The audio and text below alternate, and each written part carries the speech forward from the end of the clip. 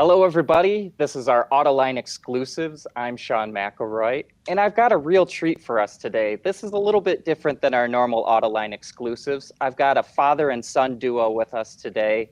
And being a father-son duo myself, I think it's quite unique to have you guys here. And the reason you're here is RJ King has written a book called 8-Track, the first mobile app.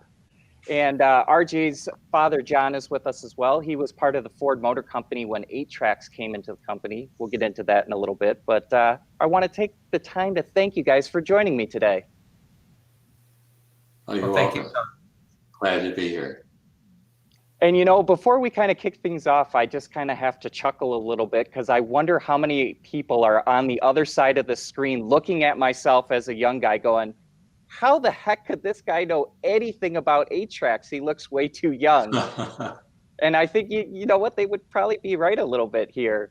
When I was growing up, cassettes were all the rage. They had completely dominated the market. So for me, 8-Tracks were kind of a little bit of an afterthought. But now that I've read your book a little bit, I'm probably about a third of the way to halfway through it. I've learned so much already. And I never realized how big 8-Tracks were coming into the market.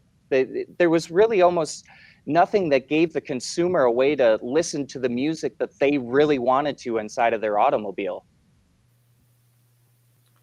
Yeah, at the time that 8-Track came out, which was October of 1965, Ford Motor Company was the first to ever offer 8-Track. It was a very disruptive technology. At the time, you had AM radio and home record players, and that was it, other than live music. So 8-Track really brought mobility to sound, and you could bring album cartridges into your vehicle, your home. They would be at airport hangars. People would be dancing, waiting for their plane, and you could pick songs out and have command of the system, so to speak. So RJ, I'm kind of curious here. I mean, obviously writing about 8-Tracks is very specific. And obviously your dad working at Ford at the time probably played a role in you writing this book. But I'm wondering, where else did the inspiration come from for this? Well, my dad had given a speech in 1975 on the 10-year anniversary of 8-Track. And my brother had sent that to me and said, did you know that Dad invented 8-Track? And we were pretty blessed as kids. We all had 8-Track tape players in our bedrooms with car speakers, and so we were always buying cartridges to listen to.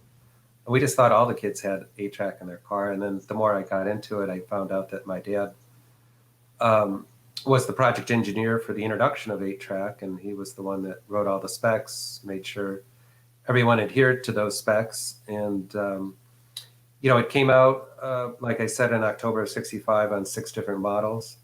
And Chrysler came on 3 months later, GM a year later through their AC Delco division. And by 1970, it was a billion-dollar industry. So it was, if you didn't have 8-Track, you really were, weren't part of the cool crowd, or, behind the times, I guess.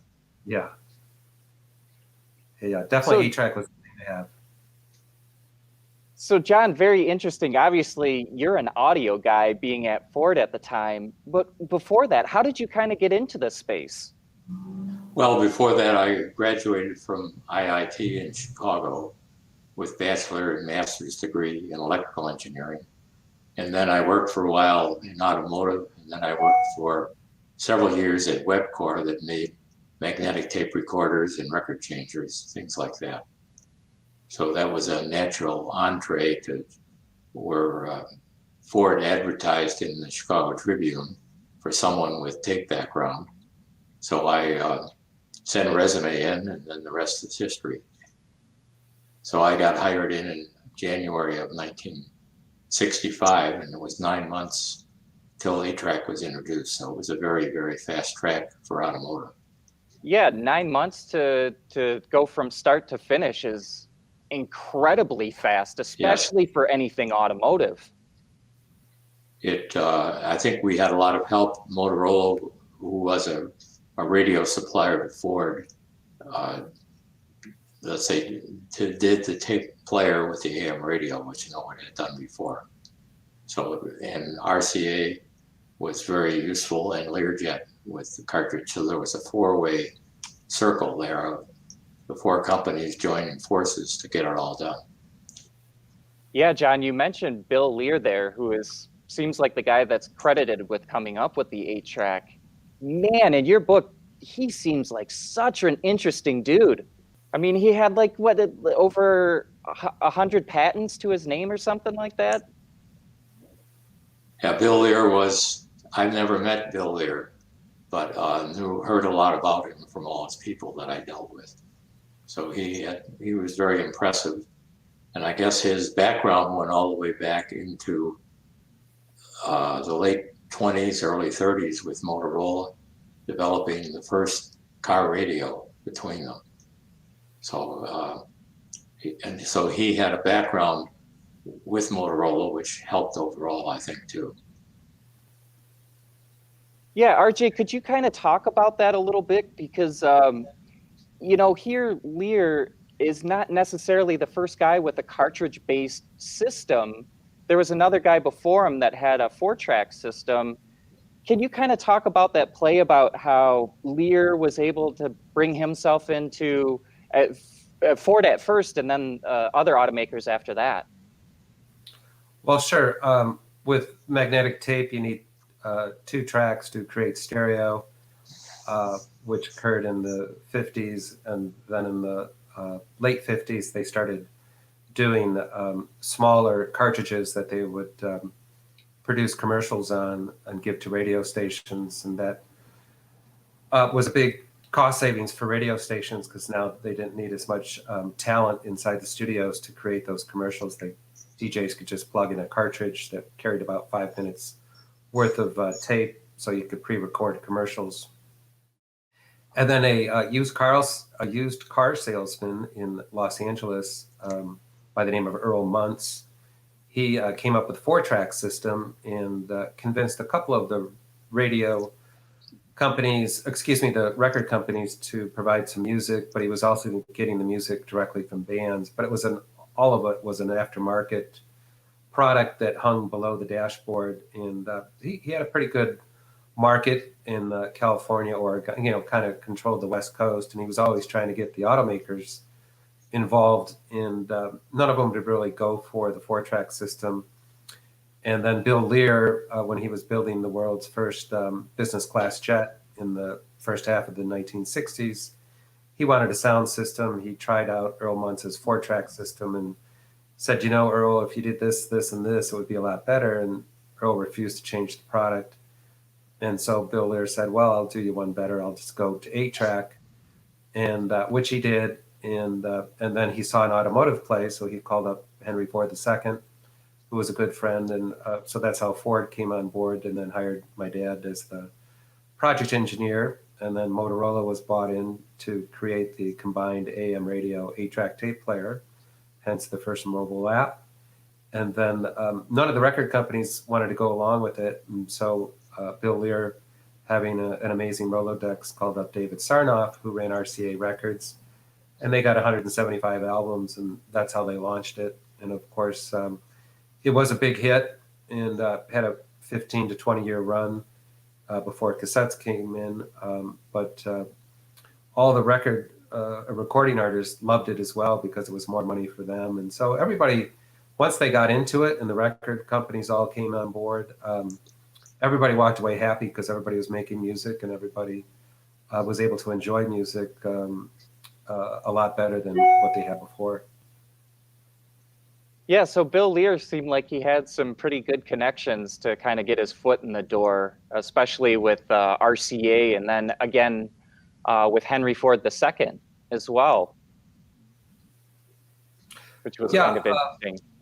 Yeah, what had happened was Henry Ford II greenlit the program, and then it went down to, my dad can explain it better than I could because he worked there, but it went down to the product engineers, and then they didn't think the Lear player was capable of, lasting through a vehicle experience, and they were correct. And so my dad and his team decided to go with Motorola.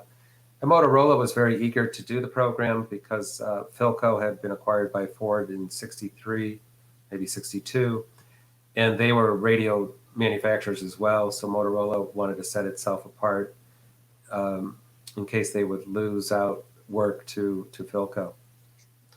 But my dad, I don't know if you want to talk about that, Dad, about, heading to Quincy, Illinois, and the recording or the plant where they were making all the 8-track cartridges, and over to Motorola to make sure everything went smoothly. It was a fast track. Motorola, the engineering headquarters was in Franklin Park, Illinois, a suburb of Chicago. The production plant was in Quincy, Illinois, which is like 250 miles south. And then RCA had converted part of a record pressing plant in Indianapolis to make the 8-track cartridges. And the joke was they had just allocated a small amount, and pretty soon it took over the whole factory. And they had quite an operation there. So it was a very interesting time, I must say. I can recall spending weekends in Quincy, Illinois, as we were getting close to production. So it was a very interesting program. I'm not sure I want to go through it again, but it was fun when we did it. I hear you. Now, through reading through the book, I obviously read that Munson, his 4-track system, tried to go to Ford and get in as well, I think through Lincoln. Was there ever any sort of sound off between like an 8-track system and a 4-track system? There was, and I think after we had decided to go at Ford with Motorola and the 8-track system, Earl Munz tried to come in through the Ford Parts and Accessories Group, their aftermarket arm, and this led to a showdown listening test at the Wixom assembly plant. And in that case, I think Lear brought in a 4-track and a car, and I had a 63 Fairlane wagon that I bought before I was with Ford, but I had equipped it with an 8-track and 4 6x9 speakers around the car. So the listening evaluation, Ford won hands down with the 8-track. Very cool. Yeah, it just seems like there's so many unique characters involved in this whole story. Not only Muntz and Lear, but other people as well. And then, you've got the 8-track system beating out the 4-track system, and you've got the Motorola system beating out the Lear player. It just seems like there was so much going on, and that I just am trying to put myself in that situation, and it seems like it would be super interesting to be a fly on the wall when some of these conversations were going on. It would have been, and Muntz was very outspoken. They used to call him Madman Muntz because he built TVs at a very low price. But he was very aggressive in marketing and pushing things. But again, at one point, Motorola's design initially was to accommodate a 4-track system as well as 8-track, but that was abandoned fairly quickly. But there are remnants in some of the die castings inside the player that shows where they would have had the roller flip up that is required for 4-track. But that was abandoned, but the tooling was not changed. It was just worked around. Man, I tell you, that does seem very interesting to me. And in reading this, one of the things that I've tried to understand is, were 8-tracks ever sold for like a household unit before they came into Ford, and then Chrysler and GM after that? No, the 8-track in the Ford cars was first. Motorola later started to use a lot of the parts from the car 8-track, and they made home units for it. In fact, the Motorola consumer products, which were TV and home units, did not want to get into that. But Oscar Casisto, who was the VP at Motorola for automotive, decided to make the home units in the automotive factory. So that worked out very well, and they wound up making 8-track mechanisms for many, many different manufacturers. I think as high-end as, say, the Fisher radio which was a high fidelity brand at that time. Yeah, I got to tell you, that blows my mind to think about that. To have a technology or something so new that's completely unproven in the market to go straight to automobile. Maybe it's just the difference in the decades that we're talking about from back then to today. But to think of an automaker doing something like that today just seems, like I said, it seems completely mind-blowing. Well, it was, and I think I never knew that Henry Ford was the one behind it at Ford, but we had lots of management support to do whatever was required to make it all happen. Yeah, and then from the time that it gets to Ford to 9 months later, it's in a car. Again, just another a mind-blowing. Yeah, it was very fast track, yes. We had a few problems we had to work around after production, but we managed to handle those fairly well. So yeah, RG, I mean, after this, like, it's quite clear that this really helped spur the adoption of 8-track. Where did the market for 8-tracks kind of go after this? Well, again, you brought 8-track brought mobility to sound, and the cassette was actually invented before the 8-track, and Philips out of the Netherlands wanted an exorbitant rate for anybody to sign on to it, so nobody wanted to touch it. And then my dad had done a side-by-side test in 1967 of cassette and 8-track, and cassette still wasn't ready yet. But by that time, kids were learning how to record on cassettes. They were cheap and small. And by the time they became teenagers in the late 70s, they were very familiar with cassettes, and that helped get things going. Also, the patents for 8-track were controlled by Bill Lear. After he came out with the Learjet in 1966, the company was sold to Gates Rubber Company out of Denver, including all the 8-track tape rights. And as the patents were coming up for renewal 10 years later in 1975, Gates Rubber declined to renew them, which was not a smart move. And then once the patents were off, everybody, the standards were gone. And so everybody sort of started to cheap out on the product, and that also led to the demise of 8-track.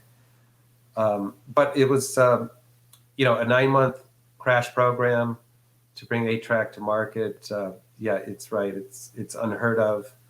But it signaled the competition back then, and the ability to be first, and then also the camaraderie and the spirit of competition was pretty holistic as well. I think, Dad, maybe you recall the story of your boss, Don Fry, who was the originator of the Ford Mustang. He was also the father of the 8-track, if you will. But maybe you could share what he had asked you to do once 8-track got rolling, and Ford had definitely an advantage in the marketplace. Well, there was some competition, obviously, between Don Fry and his counterpart at GM, who lived near him. So Don had arranged, with a little help from us, to have Motorola put like Bill Horn speakers in the grill of his car.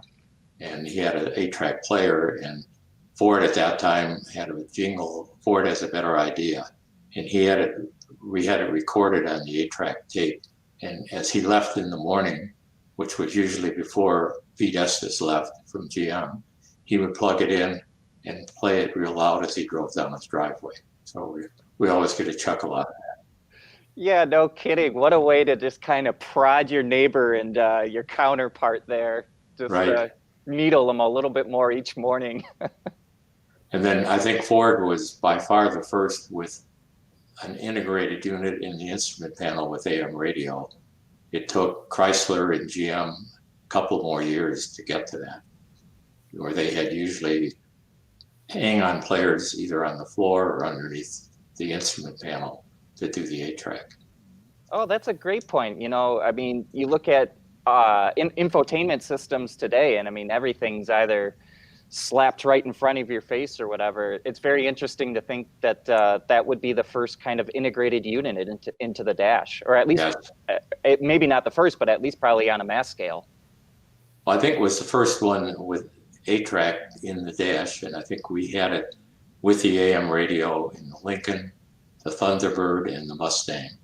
And then the big Ford and Mercury, we didn't have time to get the tooling changed, so we were using a unit hung under.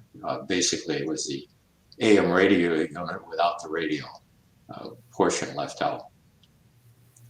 I should add also that the 4-track tape in reel-to-reel form preceded 8-track, and it actually preceded stereo records.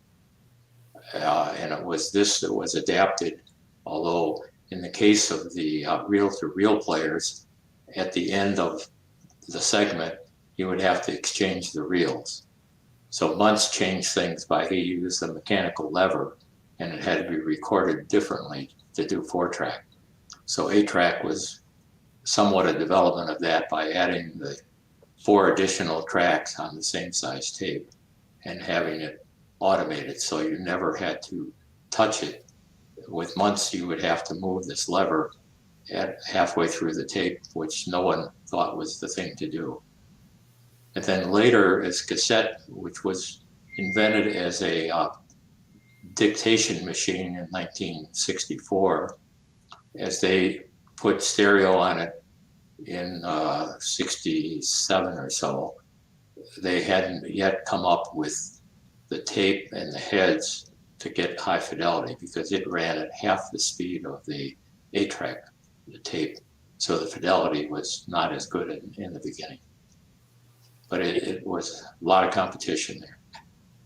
What I find something somewhat humorous in what you said is that, you wanted to reduce the amount of functionality or the amount that the actual user would have to do with the system. And I read a book not too long ago called The Revenge of Analog, and it talked about how record sales have started taking off again, where especially people in my age generation are really adopting record players and records again.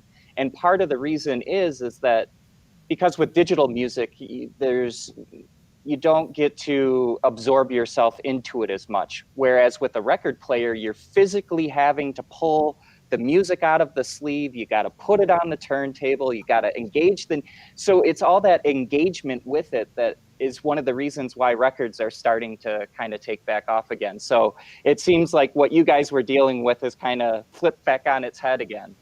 So it's kind of weird. It kind of goes full circle like that. Yeah, yes, the LP records have made quite a comeback. And some people say they're outselling CDs. I'm not sure that's true right now, but they're doing very well. Yeah, and I mean, just talking about music, I mean, music involves and evokes such an emotion from most people that, I'm sure 8-tracks with the ability to have that control as an individual in your own vehicle was huge. You didn't have to the disc jockey, you didn't have to worry about what they were picking if you didn't like the same thing that they wanted to put on. Yeah, you would plug your own tape in. One point I would make also with cassette, for quite a few years until the late 60s, it required you to take it out and turn it over to get the other half. Then eventually they came up with automatic changing where it would reverse the direction and move the heads. So, but it took quite a development for that as well.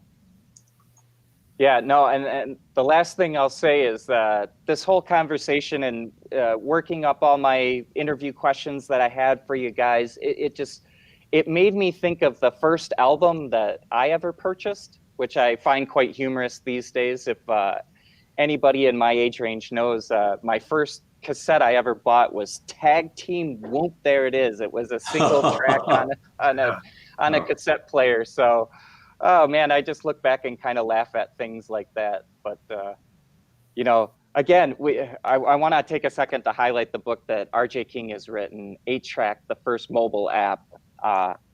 Really interesting. I've learned so much in just the little bit that I've read so far. I can't wait to finish it up. It's been a real easy read for me. I've only spent a couple of days here at it, and I feel like I'm already about, like I said, a third to halfway through. So it is quite an easy read. And RJ, I want to have you let people know where can they find this at, and what are prices for it? Oh, thank you. It's real simple. The book's available on Amazon, so 8-Track, the first mobile app. There's also a Kindle version. The paperback version is $14.95, and the Kindle version is $8.95. And I should say that real quick that I mentioned earlier that there was a lot of camaraderie in the rollout of 8-Track, and Motown Records played a key role in that. They had the only machines in Michigan at the time that could convert the master recording tapes from RCA to the size tape that the Lear people needed to make sure that the music got on the cartridges first. So without the Motown Records and Barry Gordy providing those machines, it would have been a much longer road, and doubtful they would have got it done in the 9 months' time. Yeah, for sure. Well, I mean, it's really interesting. Anybody that wants to learn more about 8-Tracks, the story is surprisingly more interesting than you may think it is. And John, just for you for providing the insight into, kind of the inner workings and how things went along it's super interesting. I love it. Well, thank you. I had a lot of fun in doing it. Yeah. Well, thank you both for taking the time today to do this. Really enjoyed it. Thank you so much, Sean. Thank you, Sean.